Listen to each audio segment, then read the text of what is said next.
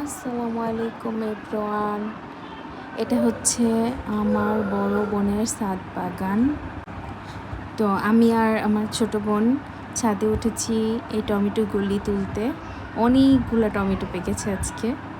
তো এগুলি দিয়ে আজকে খাটা রান্না করা হবে। টমেটোগুলি কিন্তু অনেক টক, দেশি টমেটো, টক যেই টমেটোটা ওইটা। তো আমার ছোটো বোন তুলছে টমেটোগুলো, ছোট্ট একটা ঝুড়ি নিয়ে আসছে, ঝুড়ির মধ্যে সব তুলছে। এর আগে হচ্ছে এখানে অনেকগুলো মরিচ গাছ ছিল, অনেক মরিচ হয়েছিল অনেক। তো এবার হচ্ছে টমেটো লাগিয়েছে আমার বড় বোন।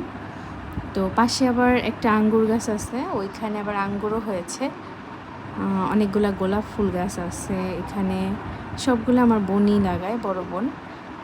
তো তোলা হয়ে গেল অনেকগুলো টমেটো, এগুলো দিয়ে আজকে খাটা রান্না করা হবে।